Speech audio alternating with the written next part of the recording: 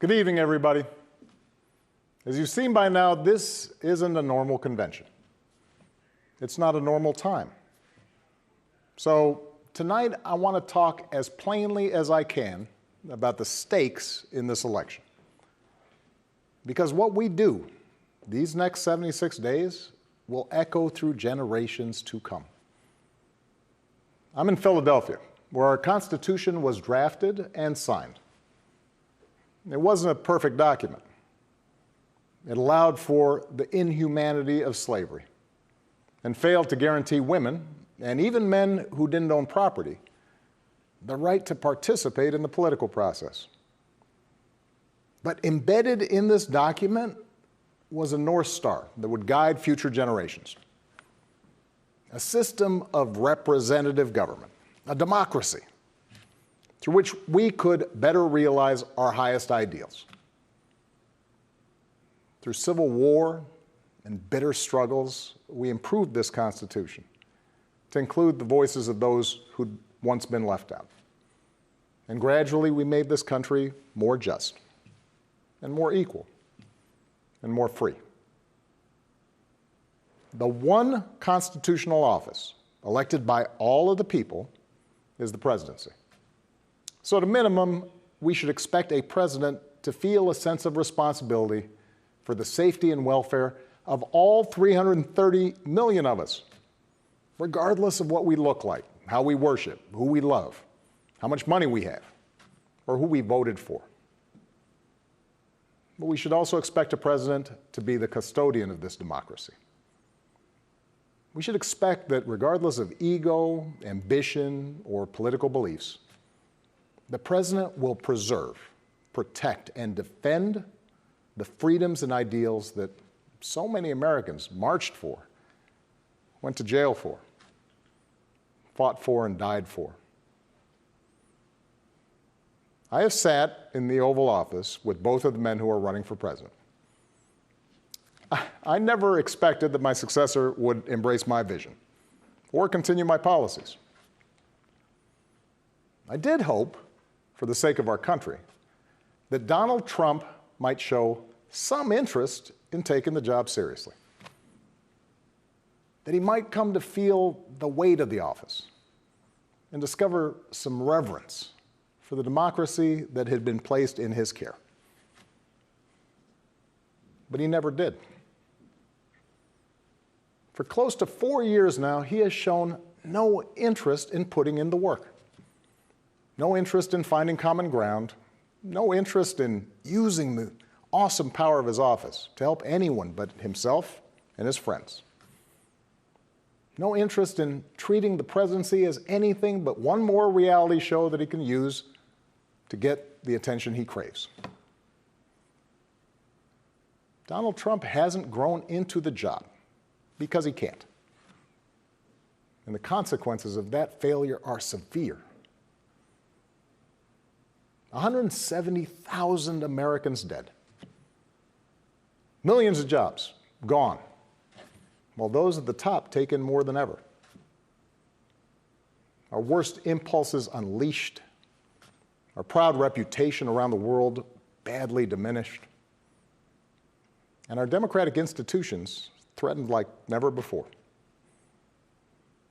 Now, I know that in times as polarized as these, most of you have already made up your mind. But maybe you're still not sure which candidate you'll vote for, or whether you'll vote at all. Maybe you're tired of the direction we're headed, but you can't see a better path yet, or you just don't know enough about the person who wants to lead us there. So let me tell you about my friend, Joe Biden. 12 years ago, when I began my search for a vice president, I didn't know I'd end up finding a brother. Joe and I come from different places, different generations, but what I quickly came to admire about Joe Biden is his resilience, born of too much struggle, his empathy, born of too much grief. Joe is a man who learned early on to treat every person he meets with respect and dignity, living by the words his parents taught him. No one's better than you, Joe, but you're better than nobody. That empathy, that decency, the belief that everybody counts, that's who Joe is. When he talks with someone who's lost her job, Joe remembers the night his father sat him down to say that he'd lost his. When Joe listens to a parent who's trying to hold it all together right now, he does it as a single dad who took the train back to Wilmington each and every night so he could tuck his kids into bed. When he meets with military families who've lost their hero, he does it as a kindred spirit, the parent of an American soldier, somebody whose faith has endured the hardest loss there is. For 8 years, Joe was the last one in the room whenever I faced a big decision. He made me a better president, and he's got the character and the experience to make us a better country. And in my friend Kamala Harris, he's chosen an ideal partner who is more than prepared for the job. Someone who knows what it's like to overcome barriers and who's made a career fighting to help others live out their own American dream. Along with the experience needed to get things done, Joe and Kamala have concrete policies that will turn their vision of a better, fairer, stronger country into reality. They will get this pandemic under control, like Joe did when he helped me manage H1N1 and prevent an Ebola outbreak from reaching our shores. They'll expand healthcare to more Americans, like Joe and I did 10 years ago, when he helped craft the Affordable Care Act and nail down the votes to make it the law. They'll rescue the economy, like Joe helped me do after the Great Recession. I asked him to manage the Recovery Act, which jump-started the longest stretch of job growth in history. And he sees this moment now not as a chance to get back to where we were, but to make long overdue changes so that our economy actually makes life a little easier for everybody. Whether it's the waitress trying to raise a kid on her own, or the shift worker always on the edge of getting laid off, or the student figuring out how to pay for next semester's classes. Joe and Kamala will restore our standing in the world. And as we've learned from this pandemic, that matters. Joe knows the world, and the world knows him. He knows that our true strength comes from setting an example that the world wants to follow.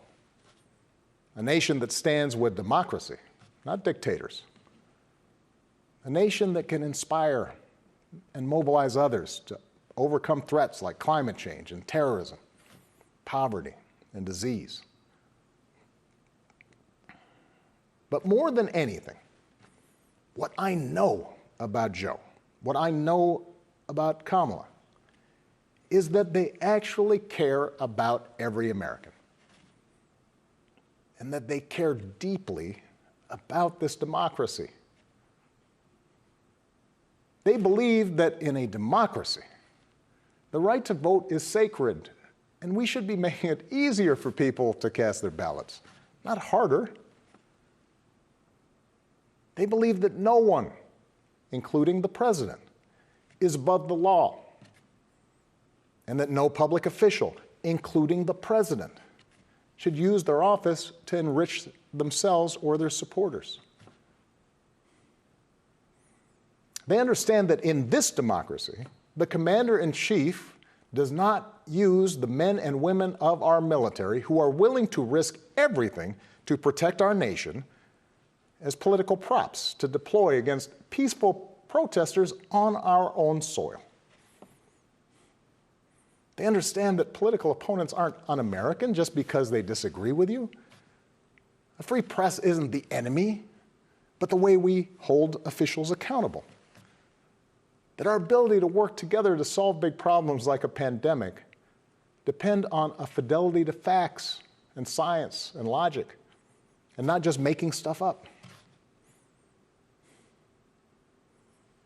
None of this should be controversial. These shouldn't be Republican principles or Democratic principles. They are American principles.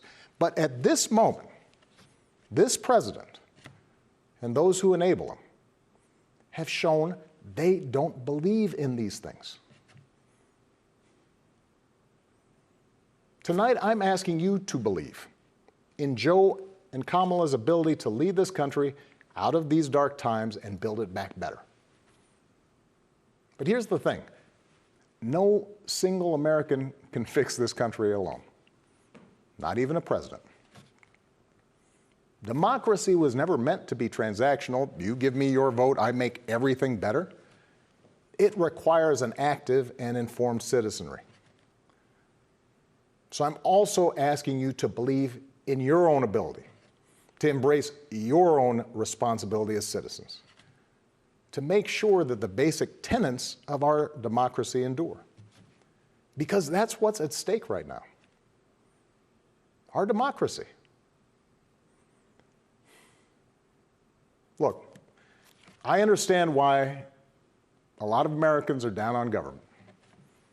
The way the rules have been set up and abused in Congress make it easier for special interests to stop progress than to make progress. Believe me, I know it. I understand why a white factory worker who's seen his wages cut or his job shipped overseas might feel like the government no longer looks out for him, and why a black mom might feel like it never looked out for her at all. I understand why a new immigrant might look around this country and wonder whether there's still a place for him here. Why a young person might look at politics right now, the circus of it all, the meanness and the lies and conspiracy theories, and think, what is the point? Well, here's the point. This president and those in power, those who benefit from keeping things the way they are counting on your cynicism. They know they can't win you over with their policies. So they're hoping to make it as hard as possible for you to vote and to convince you that your vote does not matter. That is how they win. That is how they get to keep making decisions that affect your life and the lives of the people you love. That's how the economy will keep getting skewed to the wealthy and well-connected. How our health systems will let more people fall through the cracks. That's how a democracy withers, until it's no democracy at all. And we cannot let that happen. Do not let them take away your power. Do not let them take away your democracy. Make a plan right now for how you are going to get involved and vote. Do it as early as you can and tell your family and friends how they can vote too. Do what Americans have done for over 2 centuries when faced with even tougher times than this. All those quiet heroes who found the courage to keep marching, keep pushing in the face of hardship and injustice. Last month, we lost a giant of American democracy in John Lewis. And some years ago, I sat down with John and a few remaining leaders of the early civil rights movement. One of them told me he never imagined he'd walk into the White House and see a president who looked like his grandson. And then he told me that he had looked it up. And it turned out that on the very day that I was born, he was marching into a jail cell, trying to end Jim Crow segregation in the South. What we do echoes through generations. Whatever our backgrounds, we are all the children of Americans who fought the good fight. Great-grandparents working in fire traps and sweatshops without rights or representation. Farmers losing their dreams to dust. Irish and Italians and Asians and Latinos told, go back where you come from. Jews and Catholics Muslims, and Sikhs made to feel suspect for the way they worshiped. Black Americans chained and whipped and hanged,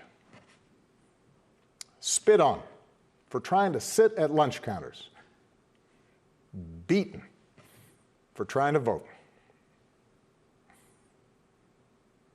If anyone had a right to believe that this democracy did not work and could not work, it was those Americans, our ancestors.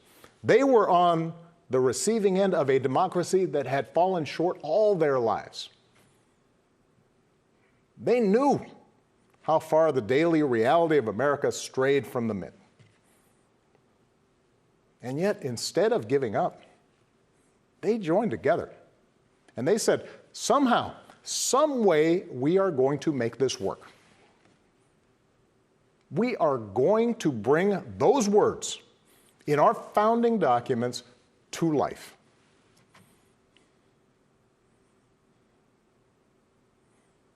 I have seen that same spirit rising these past few years.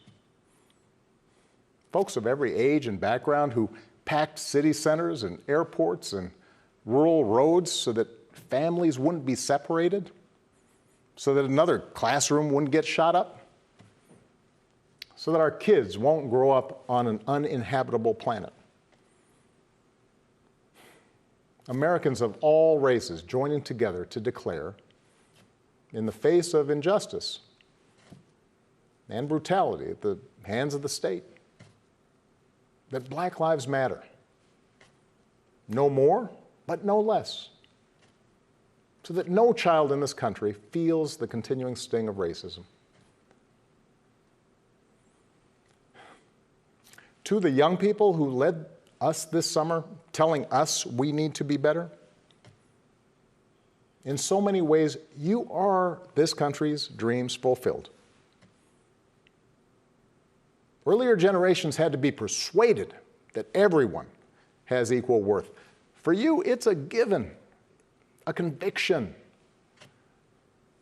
And what I want you to know is that for all its messiness and frustrations, your system of self-government can be harnessed to help you realize those convictions for all of us. You can give our democracy new meaning. You can take it to a better place. You're the missing ingredient. The ones who will decide whether or not America becomes the country that fully lives up to its creed. That work will continue long after this election. But any chance of success depends entirely on the outcome of this election. This administration has shown it will tear our democracy down if that's what it takes for them to win.